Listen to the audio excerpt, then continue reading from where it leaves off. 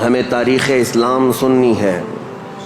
اسلام کی نشو و نما اور اس کی ترویج و اشاعت اس دن سے ہی شروع ہو چکی ہے جس دن سب سے پہلے انسان آدم علیہ السلام نے اس روئے زمین پر قدم رکھا ہے.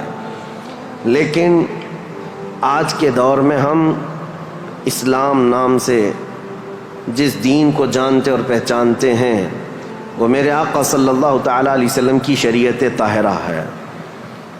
اسلام کی تاریخ سننے سے پہلے ہمیں تھوڑا پیچھے کے تمام حالات بھی جاننا ضروری ہے، کیونکہ اسلام کی ترویج و اشاعت اور اس کی تبلیغ کے لیے جو زمین منتخب کیا اللہ رب العزت نے وہ عرب کی زمین ہے.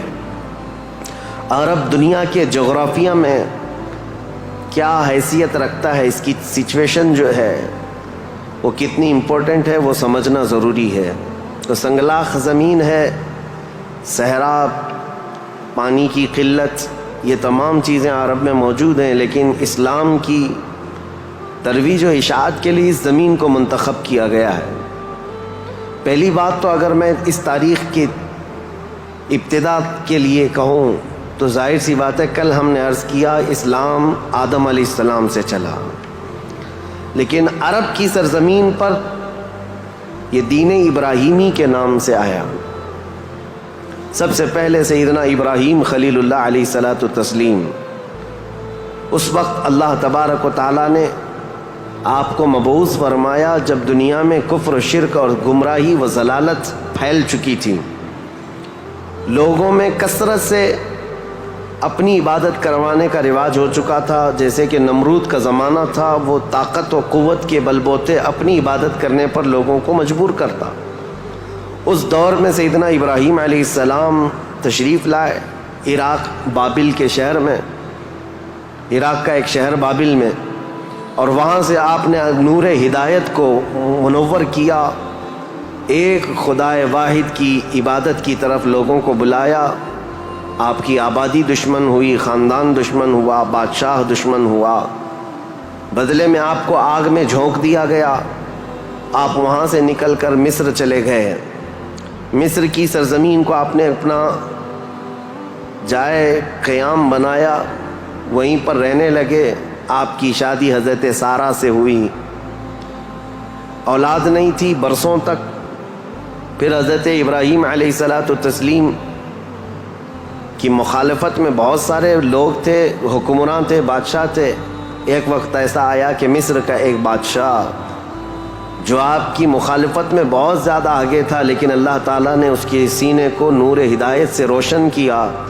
پھر وہ آپ کی عزت و تکریم کیا. پھر اس بادشاہ نے اپنی بیٹی ہاجرہ کو ابراہیم علیہ السلام کے ساتھ بیاہ کر دیا. شروع سے میں تاریخ میں چل رہا ہوں، سب کو ذہن حاضر رکھنا ضروری ہے کہ حضرت ابراہیم علیہ السلام کو حضرت ہاجرہ دوسرے نکاح میں آئیں. یہ بادشاہ کی بیٹی تھیں، اور ہوا یہ کہ دو بیویاں ایک گھر میں رہیں، معاملات الگ ہو جاتے ہیں.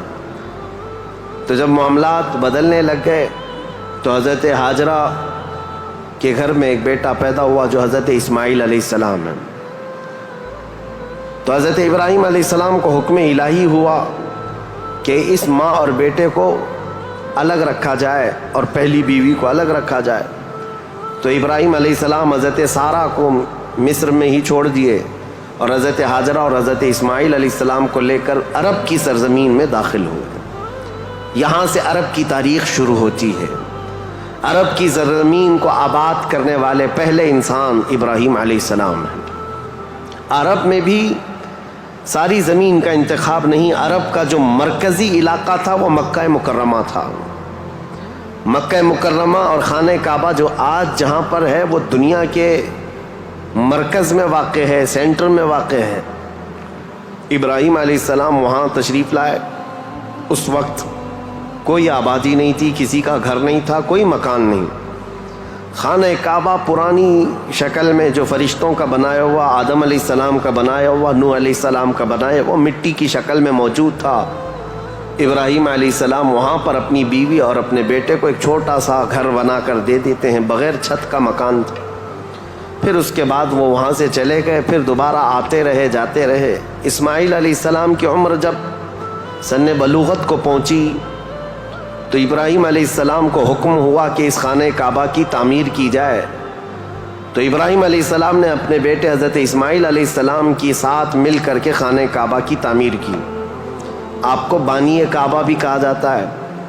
دو ہی باپ اور بیٹے نے مل کر پورے خانہ کعبہ کی تعمیر کی، اس کی دیواریں اونچی کی، جس کا ذکر قرآن پاک میں بھی موجود ہے۔ اس ایک پتھر پر کھڑے ہو کر کے آپ تعمیر کرتے تھے، جس کو آج مقام ابراہیم کہا جاتا ہے۔ پتھر جیسے جیسے دیواریں بلند ہو جاتا، جب آپ کے اترنے کا وقت ہوتا پتھر نیچے ہو جاتا۔ جب تعمیر مکمل ہو گئی خانہ کعبہ کی تو پھر ابراہیم علیہ السلام نے دعا کی کہ اللہ اس آبادی کو ہری بھری کر دے، شاد و آباد کر دے، اور یہاں رہنے والوں کو ہر قسم کے پھل اور میوہ جات سے تو ان کو رزق عطا فرما۔ آپ کی دعا قبول ہوئی۔ جو بے آباد علاقہ تھا، اب سنیں تاریخ کہاں سے شروع ہو رہی ہے۔ بے آباد علاقہ، کوئی آبادی نہیں تھی۔ ایک قبیلہ آیا جو تجارت کے لیے کہیں کا سفر کر رہا تھا، چونکہ وہاں پر زمزم کا کنواں بھی تھا۔ تاریخ میں آپ کو پتہ ہے حضرت اسماعیل علیہ السلام کی ایڑیوں سے زمزم کا کنواں نکلا، اور وہ پانی کا سوتا چشمہ ایسا تھا کہ کنٹینیو جاری، بلکہ آج تک جاری ہے۔ تو ایک قبیلہ وہاں سے سفر کر رہا تھا جس کو قبیلہ بنو جرہم کہا جاتا ہے۔ وہ وہاں کی خوبصورتی کو دیکھ کر، وہاں کے پانی کی فراوانی کو دیکھ کر وہیں پڑاؤ ڈال لیے اور وہیں رہ گئے، بس گئے۔ یہ پہلا قبیلہ ہے جو مکہ میں آباد ہوا، قبیلہ بنو جرہم۔ پھر حضرت اسماعیل علیہ السلام نے اسی قبیلے کی ایک لڑکی سے شادی بھی فرمائی، اور حضرت اسماعیل علیہ السلام کے گھر میں 12 بیٹے پیدا ہوئے۔ آپ کی اولاد اب بڑھتی گئی۔ عرب سرزمین میں سب سے پہلی یہ نسل ہے، عرب کو آباد کرنے والی پہلی نسل اسماعیل علیہ السلام کی ہے۔ قبیلہ بنو جرہم کے ساتھ آپ آباد ہوئے مکہ مکرمہ میں۔ اب ان کی نسل اتنی بڑھتی گئی کہ اسماعیل علیہ السلام کے بیٹے تھے نابت، ان کے ہاتھ میں خانہ کعبہ کی تولیت آئی۔ خانہ کعبہ کی حفاظت اور اس کی ذمہ داریوں کا یہ سارا انتظام آپ کا تھا۔ چند دنوں کے بعد پھر ایسا ہوا کہ قبیلہ بنو جرہم کے لوگوں نے، جو حضرت اسماعیل علیہ السلام کے سسرال تھے، خانہ کعبہ کی تولیت پر انہوں نے قبضہ کر لیا۔ اسماعیل علیہ السلام کی اولاد نے کوئی بھی ان کے ساتھ جھگڑا نہیں کیا، کسی بھی طرح کا برا برتاؤ نہیں کیا، کیونکہ ننیال کے تھے۔ تو کئی سالوں تک قبیلہ بنو جرہم کا خانہ کعبہ پر قبضہ باقی رہا، لیکن انہوں نے بدعنوانیاں شروع کر دیں۔ خانہ کعبہ کے پاس لوگ جو دور دور سے آتے تھے دنیا میں، حاجی، اس وقت بھی ہر سال حج ہوا کرتا تھا، ان کے ساتھ برا سلوک کرنا، ان سے چڑھاوے لینا، ان سے زیادہ مانگ کرنا، یہ سب چیزیں ہونے لگیں۔ تو پھر حضرت اسماعیل علیہ السلام کی اولاد نے دوبارہ خانہ کعبہ کی تولیت اپنے ذمے لے لی۔ تولیت کہتے ہیں ذمہ داری، جس سے متولی کہا جاتا ہے، جیسے مسجد کا متولی ہوتا ہے، تولیت اسی کو کہتے ہیں۔ خانہ کعبہ کی خدمت کی ذمہ داریاں۔ اب یہ زمانہ چلتا رہا۔ میں آپ کو پہلے یہ خاندانی معاملات بتا رہا ہوں، اس کے بعد پھر یہاں کے سیاسی حالات بھی بتاؤں، اور پھر مذہبی حالات بھی آپ کو بتاؤں، تاکہ اسلام کی تاریخ کو سمجھنے کے لیے اس کا بیک گراؤنڈ بھی سمجھنا بہت ضروری ہے، پس منظر کیا تھا یہ معلوم ہونا ضروری ہے۔ اب اسماعیل علیہ السلام کی اولاد میں عدنان ایک شخص پیدا ہوئے جو آل اسماعیل میں بہت ہی معزز انسان تھے۔ اکثر صحابہ کرام کا اور خود رسول اللہ صلی اللہ علیہ وسلم کا نسب حضرت عدنان تک پہنچتا ہے۔ وہ ہمارے آقا صلی اللہ تعالیٰ علیہ وسلم کے جد امجد بھی ہیں۔ عدنان نے مکہ مکرمہ کی ذمہ داریاں سنبھالی، اور اس کے بعد اب آبادی اتنی بڑھ گئی کہ ان لوگوں کو تجارت کے لیے اور اپنے معیشت کے لیے، اپنے معاش کے لیے دور دور جانا پڑا، مکہ چھوڑ کر کے باہر جانا پڑا۔ آبادی بڑھتی چلی گئی مکہ مکرمہ کی۔ اور اس کے بعد زمانے کے صبح شام گردش لیل و نہار جس کو کہتے ہیں آتے گئے ایسے کہ آل اسماعیل علیہ السلام کی اولاد کا قبضہ یا ان کی خدمت کا معاملہ خانہ کعبہ پر ڈھیلا پڑتا چلا گیا. پھر کوئی دوسرا قبیلہ آیا بنو خزاعہ، انہوں نے خانہ کعبہ کی تولیت اپنے حصے میں لے لی. اب جو اصل تاریخ شروع ہوتی ہے وہ میں بتانا آ رہا ہوں. تو برسوں برس اسی طرح سے گزرتے گئے اور پھر ایک شخص پیدا ہوئے جن کا نام فہر تھا. یہ اسماعیل علیہ السلام کے اولاد میں فہر نام ہے. فہر کا ایک لقب تھا قریش، اور یہیں سے قریش خاندان کی ابتدا ہوتی ہے. قریش ان کا لقب تھا اور اصل نام تھا فہر بن غالب. تو حضرت فہر جو رسول اللہ صلی اللہ علیہ وسلم کے پردادا ہوتے ہیں یہ پیدا ہوئے اور ان کی اولاد ہوئی. اور اس کے بعد اب قریش خاندان کی ابتدا ہوئی، لیکن جگہ جگہ یہ لوگ منتشر ہو گئے. کچھ مکہ میں رہے، کچھ باہر رہے، لیکن خانہ کعبہ کی تولیت کی اور وہاں کا سارا قبضہ جو ہے بنو خزاعہ قبیلے کے ہاتھ میں تھا. پھر زمانہ بدلتا ہوا یہاں تک پہنچا کہ اسماعیل علیہ السلام کی اولاد میں یعنی قریش خاندان میں ایک شخص پیدا ہوئے جن کا نام قصی تھا. یہ تاریخ کے بہت اہم آدمی ہیں، بہت اہم ترین شخصیت ہے قصی. ساری سیاست عرب کی وہیں جا کر ختم ہوتی ہے. قصی ایک کلاب کے بیٹے تھے، لیکن ایسا ہوا کہ باپ کا انتقال جلدی ہو گیا. قصی جو ہے بنو عزرا قبیلے میں ہی پرورش پائے اپنے ننیال میں. جوان ہوئے تو آپ کو بتایا گیا کہ تمہارا خاندان تو اسماعیل علیہ السلام کا خاندان ہے اور خانہ کعبہ کے وہ ذمہ دار رہے ہیں، متولی رہے ہیں. تو وہ اپنے ننیال کو چھوڑ کر کے جب مکہ آئے تو قصی یہ جوان تھے، بھرے جوان تھے. آتے ساتھ ان کے اندر وہ ہنر تھا، پیشانی میں وہ چمک تھی کہ جو دیکھتا دیکھتا رہ جاتا. ظاہر سی بات ہے وہ چمک کسی اور کی نہیں تھی، وہ نور مصطفیٰ کی تھی. قصی نے آتے ساتھ ہی لوگوں کو اپنی طرف مائل کر لیا. لوگ جوق در جوق قصی کے گرویدہ ہو گئے. پھر قصی نے سارے قریش کو جو ادھر ادھر منتشر تھے سب کو مکہ میں جمع کر دیا اور بنو خزاعہ قبیلے کے ہاتھ میں جو خانہ کعبہ کی تولیت تھی اس کو حاصل کر لیا. اب دوبارہ حاصل کرنے کے بعد اب تک مکہ مکرمہ میں یا خانہ کعبہ کی خدمت اور حرم میں جو معاملات چلتے تھے وہ یوں ہی چلتے تھے. جو ذمہ دار ہے اس نے جو دیکھ لیا وہ کر لیا. لیکن قصی نے باضابطہ ڈپارٹمنٹ بنائے، شعبے بنائے. حکومت کا اسٹیبلشمنٹ جس کا طرح ہوتا ہے پورا انہوں نے بنایا. انہوں نے ذمہ داریاں بانٹیں. سقایا، رفادہ، سدانہ، یہ سب نام رکھے گئے ہیں. یعنی انہوں نے شعبے ایسے بانٹ دیے، ڈپارٹمنٹ تبدیل کر دیے گئے کہ یعنی کئی قبیلوں کو جمع کیا مکہ میں اور کہا جب کبھی کہیں جانے کی ذمہ داری ہوگی، جھنڈا اٹھانے کی ذمہ داری، وہ ایک بہت اہم ذمہ داری ہوتی تھی، وہ ایک قبیلے کو سونپ دیا. اور ہر سال جو حاجی آتے ہیں مینا میں ان کو پانی پلانا اور کھانا کھلانا، اس کو سقایا کہا جاتا تھا، وہ ایک قبیلے کی ذمہ داری دے دی گئی. سقایا یہ ڈپارٹمنٹ پوری منسٹری ہو گئی. اور اس کے بعد رفادہ یہ ایک ذمہ داری ہے. جو حاجی آیا کرتے ان کو پیسوں کی ضرورت ہوتی، کہیں دور دراز سے سفر سے آئے ہوتے ان کی مالی مدد کی ضرورت ہوتی، وہ ایک خاندان کے ہاتھ میں دے دیا گیا. یہ رفادہ ایک منسٹری کا نام ہے. وہ اس منسٹری کے ذمہ دار ایک قبیلے کو بنایا. پھر اس کے بعد سدانہ، خانہ کعبہ کی حفاظت، اس کے غلاف کو تبدیل کرنا، اس کی چابی کی ذمہ داری، اس کو کھولنا بند کرنا، اس کی صفائی کرنا، وہ بھی ایک قبیلے کے ذمے میں دے دیا. وہ باضابطہ ایک منسٹری بنائی گئی، ایک وزارت تھی. اور اس کے علاوہ تقریباً انہوں نے 26 منسٹریاں بنائی تھیں، شعبے بنائے تھے. کون؟ حضرت قصی. یہ دنیا میں سب سے پہلے اس طرح شعبے جات کو تقسیم کر کے، جیسے ایک جمہوری نظام ہوتا ہے، ایک ڈیموکریسی نظام ہوتا ہے، اس طرح سے آپ نے بنایا. اور حضرت قصی کی یہ مہارت تھی کہ پورے عرب میں آپ کا، بلکہ ہر جگہ آپ کا چرچا ہونے لگا. اور حضرت قصی نے اس چیز کو اتنے اونچے لیول تک لے جا کر وہاں مکہ مکرمہ کو پوری دنیا میں متعارف کیا کہ لوگ یہاں کی خدمتیں دیکھنے کے لیے آیا کرتے تھے. ہر قبیلے کو الگ ذمہ داریاں تھیں.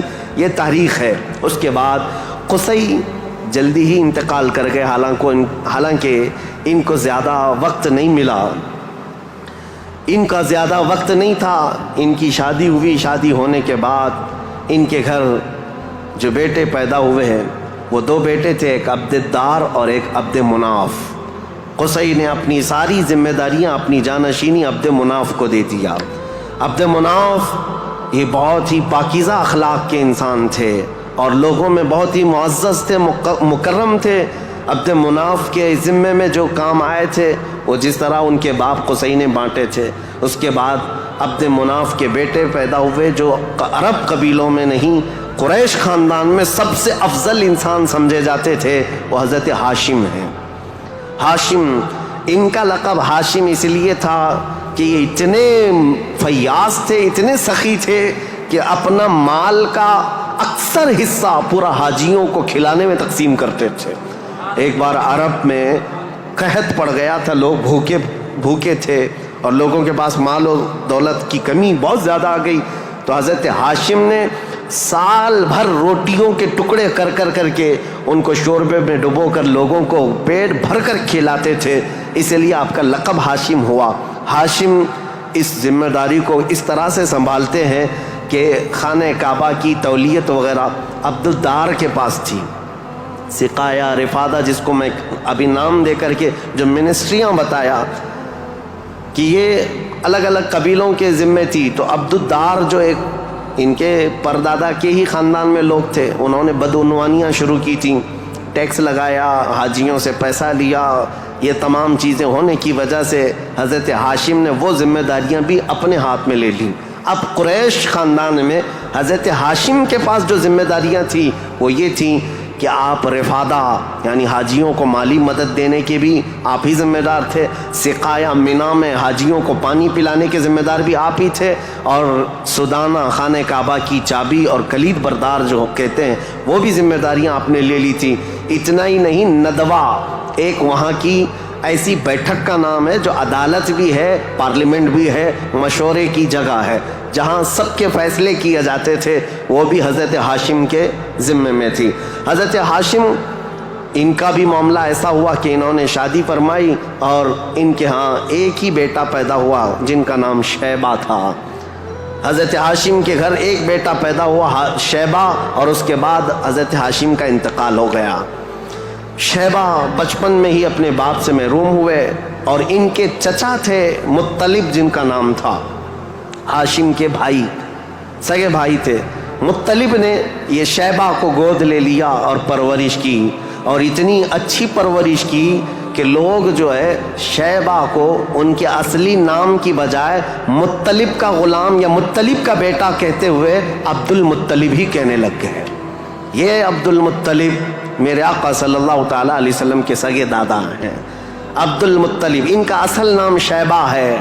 اب یہ خانہ کعبہ کی تولیت کی ذمہ داری سب سے لمبے عرصے تک سنبھالنے والے یہی ہیں، کافی لمبا ٹائم ان کو ملا۔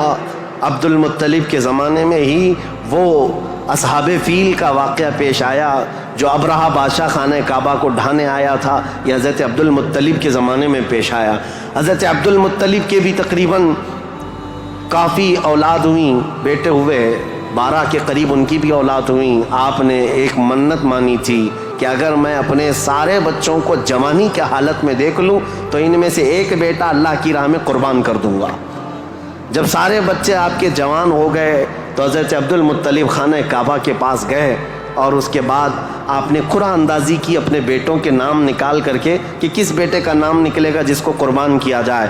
تو آپ نے جب قرعہ اندازی کی تو آپ کے چھوٹے بیٹے حضرت عبداللہ کا نام نکلا، قربانی کے لیے حضرت عبداللہ کا نام نکلا۔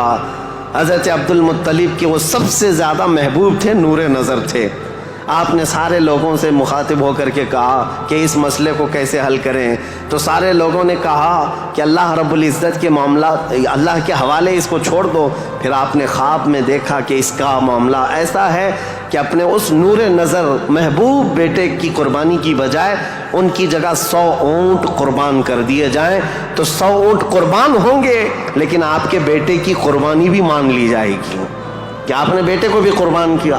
آپ نے حضرت عبداللہ کی جگہ پر 100 اونٹ قربان کیے۔ اسی لیے تو میرے آقا صلی اللہ علیہ وسلم نے ایک حدیث میں فرمایا ہے انا ابن الذبیحین، اے لوگوں میں 2 ذبیحوں کا بیٹا ہوں، ایک ذبیح اسماعیل علیہ السلام ہے، دوسرے ذبیح میرے باپ عبداللہ ہیں۔ یہ رسول اللہ صلی اللہ علیہ وسلم نے فرمایا کہ اب یہ حضرت شیبہ حضرت عبد المطلب جو خانہ کعبہ کی تولیت کو سنبھالتے رہے، یہ تاریخ یہاں تک آئی۔ آل اسماعیل ہیں، یہ اسماعیل علیہ السلام کی اولاد۔ تاریخ کو میں نے شروع کیا تھا حضرت ابراہیم علیہ السلام سے، پھر اب حضرت عبد المطلب رضی اللہ تعالیٰ عنہ خانہ کعبہ کی تولیت سنبھالتے رہے، اور اس کے بعد اپنے سارے بیٹوں کی شادیاں کی۔ ان میں اپنے چھوٹے بیٹے حضرت عبداللہ کی شادی آپ نے کہ ایک قبیلہ جو مدینہ طیبہ میں آباد تھا، وہب بن عبد مناف کا، ان کی بیٹی حضرت آمنہ سے کی، جو سب سے معزز قبیلے کی خاتون تھیں، پاکیزہ تھیں، طیبہ تھیں، طاہرہ تھیں۔ رسول پاک صلی اللہ تعالیٰ علیہ وسلم کی والد ماجد عبداللہ نے حضرت آمنہ سے شادی کی۔ یہ شادی بھی بڑی مشہور شادی ہوئی، کیونکہ حضرت عبداللہ کو کئی عورتیں دیکھتی تھیں اور شادی کی خواہش رکھتی تھیں۔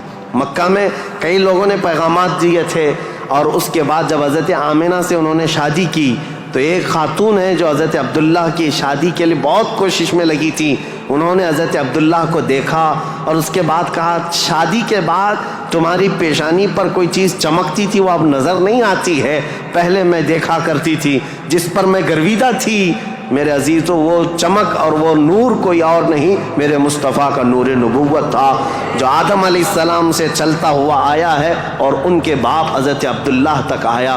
پھر حضرت عبداللہ حضرت آمنہ سے نکاح کر کے رہ رہے تھے، اور تجارت کی غرض سے آپ حضرت عبداللہ ملک شام کی طرف جا رہے تھے۔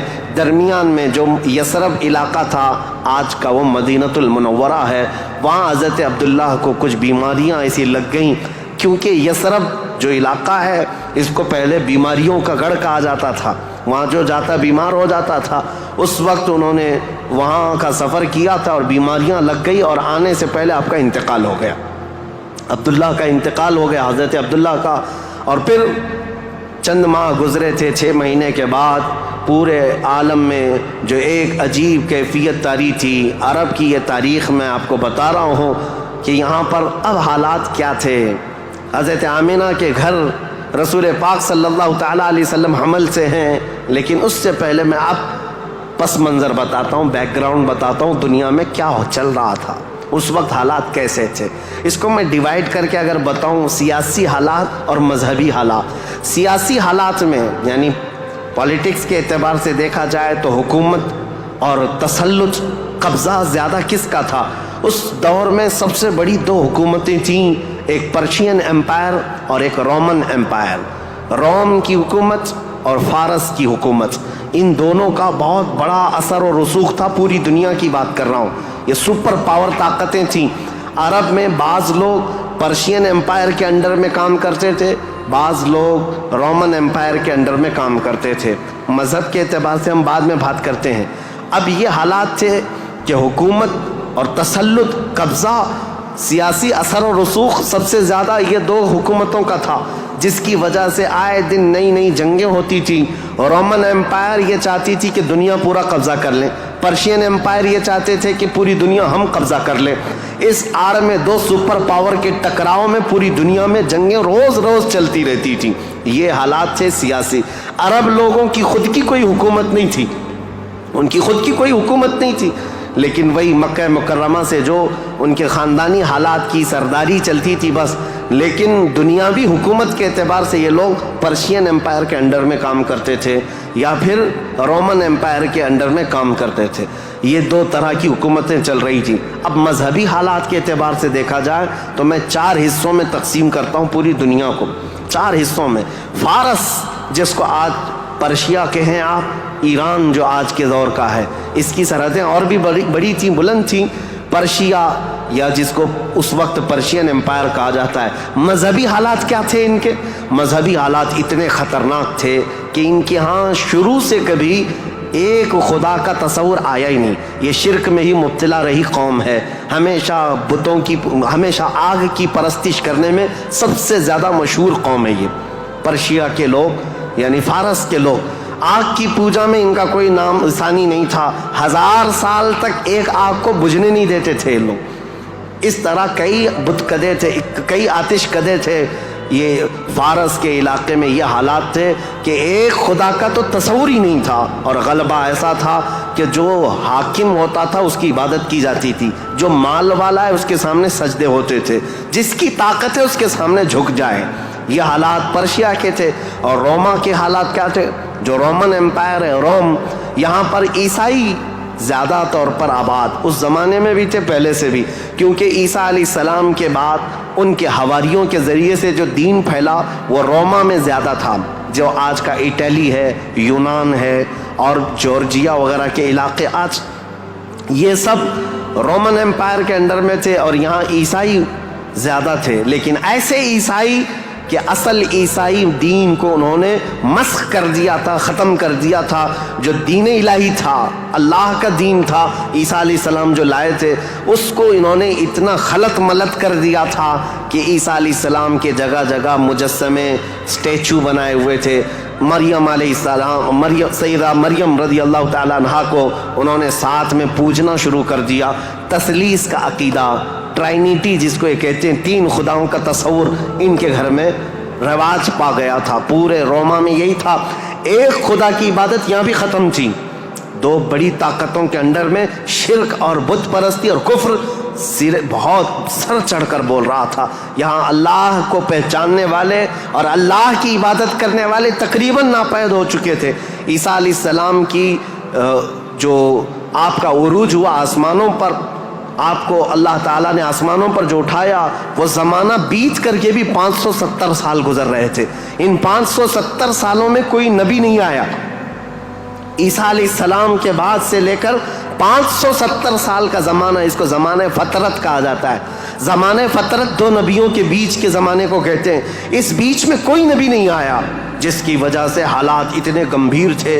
پرشیا کے حالات میں نے بتایا، جگہ جگہ آگ کی پوجا، آگ کی پوجا، آگ کو ہی طاقتور مانا جاتا. اور روما میں تھا، عیسائی تو تھے لیکن ایسے کہ ٹرائنیٹی کا عقیدہ، مریم بھی خدا ہیں، عیسیٰ بھی خدا ہیں اور وہ بھی خدا ہے. 3 خداؤں کی عبادت. اور اس کے علاوہ راہبوں کا، پادریوں کا حال تو یہ تھا، اللہ کی پناہ، وہاں کے جو عبادت خانے تھے، جو چرچ تھے، جو کلیسا تھے، وہ عبادت کے نہیں تھے، وہ عیاشیوں کے اڈے تھے. کوئی عورت جاتی تو ان کے ہاتھ میں بچ کے باہر نہیں آتی، اس کے ساتھ وہ منہ کالا کر لیتے. یہ جو بڑے بڑے راہب تھے ان کا حال یہ تھا. اور وہ سیاست میں بھی اس طرح ملوث تھے کہ جب تک کنیسہ میں یعنی چرچ میں کوئی شخص مال نہ لا کر کے دے، اس کے لیے بد دعائیں کرتے تھے، اس کی تباہی کا انتظام کرتے، بلکہ فوج کی سرکشی کے ساتھ ایسے لوگوں کو مار کر ختم بھی کر دیتے تھے. اور اس کو کہتے تھے کہ یہ جس کو جس طرح آج ہم یہاں پر دیکھ رہے ہیں دھرم دروہی ہے، دین چھوڑا ہوا آدمی ہے. یہ عیسائیوں کا تسلط ایسا تھا، ان کا قبضہ ایسا تھا، پادریوں کا عیاشی کے اڈے بنا دیے گئے تھے. جتنے وہ عبادت خانے تھے، جتنے عبادت خانے تھے وہ عیاشیوں کے اڈے بنے ہوئے تھے. اور ان کے ہاں یہ سب چیزیں عام. جو اخلاق دینے آئے تھے، جو اچھا مزاج دینے آئے تھے، وہی ان کے علماء، ان کے راہب پورے ایسے تسلط کے ساتھ گندگیاں پھیلا چکے تھے. یہ روما کے حالات تھے، پرشیا کے حالات وہ تھے. اب دنیا میں تیسرا ایک بڑا طبقہ جو اپنا اثر رکھتا تھا، اپنا رسوخ رکھتا تھا، وہ ہندوستان کا تھا.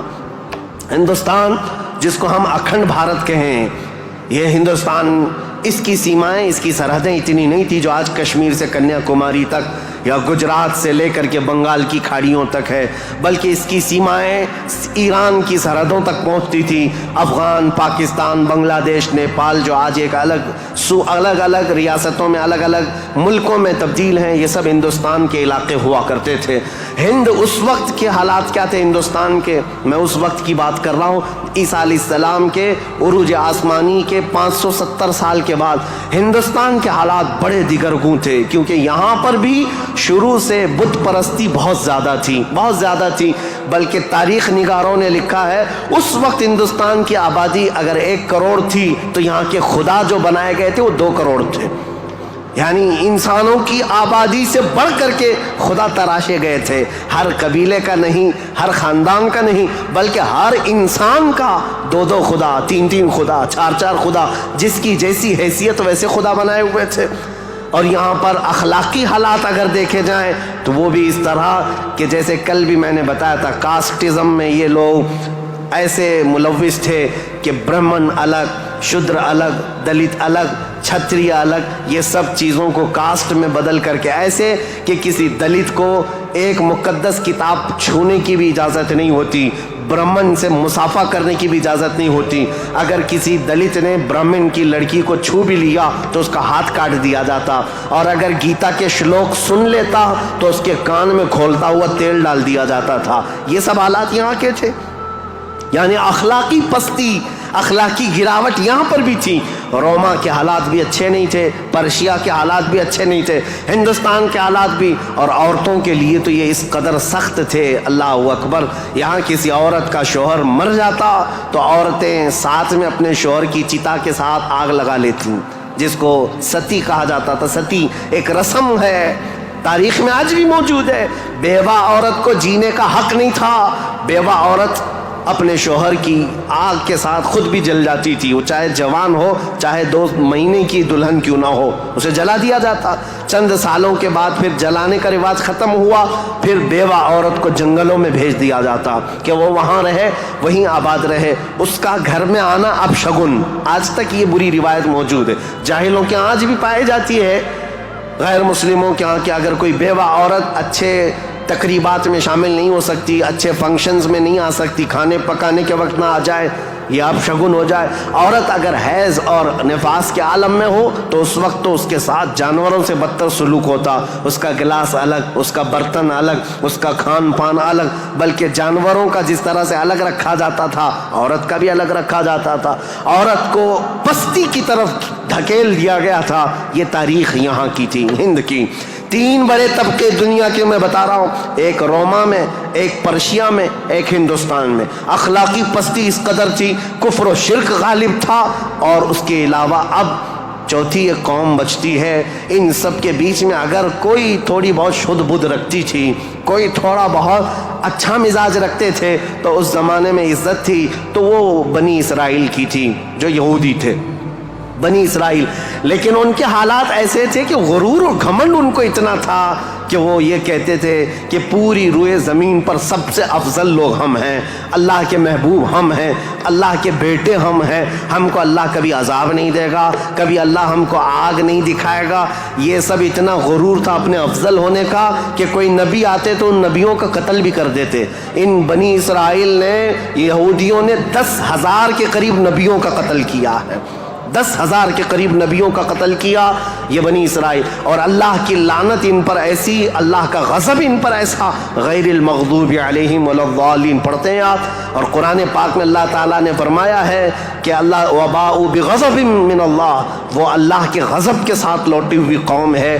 یہودی جو تھے بنی اسرائیل، اس دور میں ان کا حال یہ تھا کہ تھوڑے بہت یہ بت پرستی تو نہیں کرتے تھے، دوسرے خداؤں کی طرف جھکتے تو نہیں تھے، لیکن سود خوری ان کی فطرت میں داخل تھی.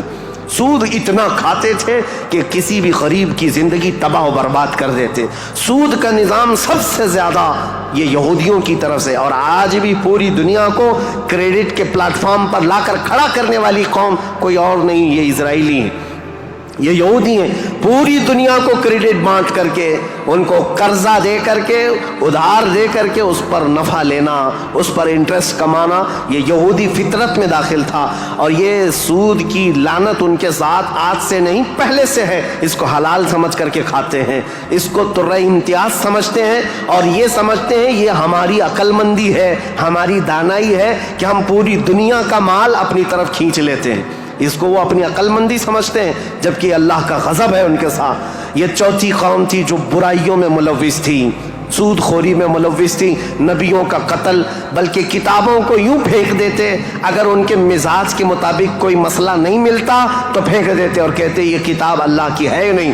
تو तौरात को नहीं मानते, तेलमुद को नहीं मानते, जिसको आज ओल्ड टेस्टामेंट कहा जाता है, या बाइबल को न्यू टेस्टामेंट, जो इंजील हुआ करती, इन किताबों को फेंक देते।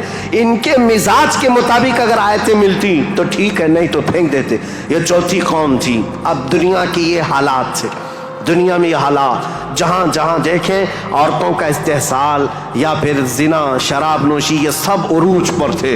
रोमा में, पर्शिया में, हिंदुस्तान में और बनी इसराइल यहूदियों के दरमियान अब जो पांचवी कौम अलग बनती है वो अरब की सरजमीन पर थी। अरब लोग थे, अरब जो आले इस्माइल हैं, इस्माइल अलैहिस्सलाम की औलाद, ये आए थे अल्लाह ताला के मुंतखब ज़मीन पर, लेकिन कसरत से इनके यहाँ भी बुराइयाँ घर कर गई थीं। ये ऐसे हो गए थे कि इनके यहाँ बुतों की तराशने की आदत बढ़ गई। इन्होंने अपने हाथों से खुदा बना लिए थे। खाने काबा जो मरकज़ था वहदानियत का, उस खाने काबा के अंदर भी इन्होंने बुत रख दिए थे। और खाने काबा की छत पर एक बुत हुआ करता था जिसका नाम हुबुल था, एक बुत था जिसका नाम उज़्ज़ा था। उसकी पूजा करना तो हज के अरकान में शामिल कर दिया था, हज के अरकान में था उज़्ज़ा की पूजा करना। ये हुबुल वहाँ पर था, लात एक बुत का नाम था, उज़्ज़ा था, मनात था। ये सब बुतों के नाम हैं जो उन्होंने कोई सफ़ा मरवा पर रख दिए थे, कुछ को खाने काबा की छत पर रखा था, कुछ को दरवाजे के अंदर रखा था। तवाफ़ करते थे उन बुतों के सामने आकर के, नंगे तवाफ़ करते थे, बग़ैर कपड़े के खाने काबा का तवाफ़ करते, एक हाथ आगे और एक हाथ पीछे रख करके, मर्द हो कि औरतें हो, इस तरह से वो खाने काबा का तवाफ़ करते। ये बुराइयाँ उनके यहाँ बहुत अखलाकी पस्ती में गिरते चले आए।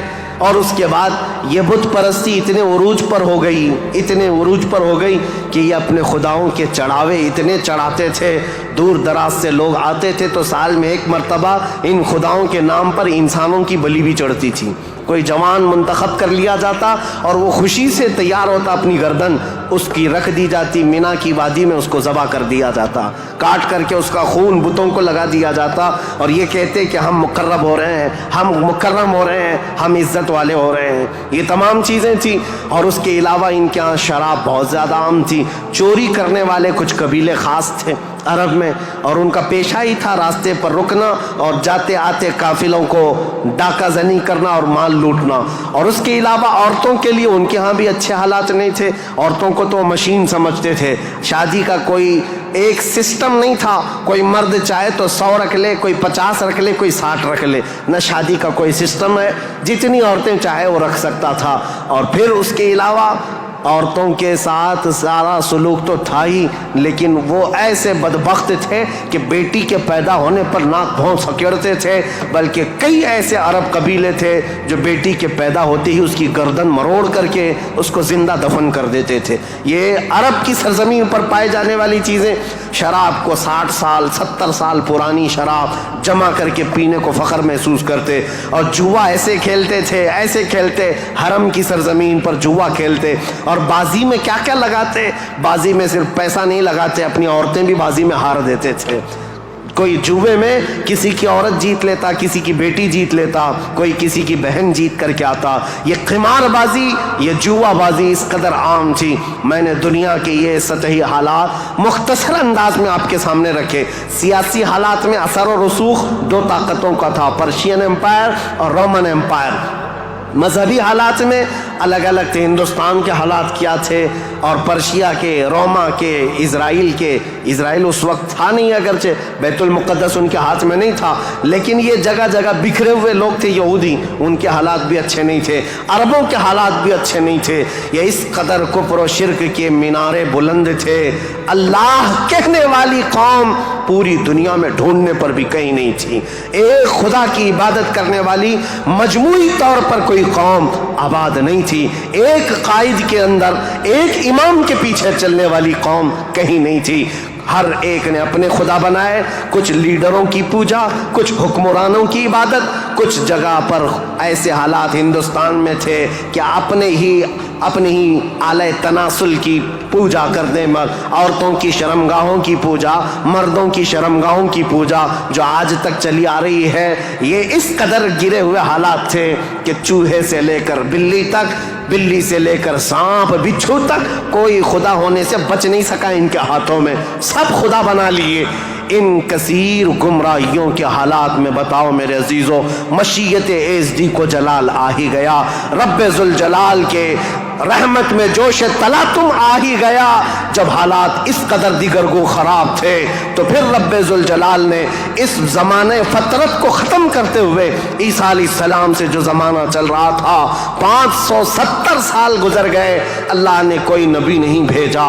حالات جب اس قدر خراب ہو گئے، رب ذوالجلال کی مشیت کو، اس کی رحمت کو جوش آیا، پھر مولا نے مکہ مکرمہ کی سرزمین کو منتخب کیا، اور پھر اللہ نے اس سرزمین کو منتخب کرتے ہوئے عظیم خاندان قریش کو منتخب کیا۔ قریش کے خاندان میں سے اللہ نے بنو ہاشم کو منتخب کیا، بنو ہاشم سے عبد المطلب اور عبداللہ کے گھر کو منتخب کیا، عبداللہ کے گھر سے بی بی آمنہ کے وطن کو منتخب کیا، اور پھر رب ذوالجلال نے تاریخ کی ان کالے اندھیروں کو ہمیشہ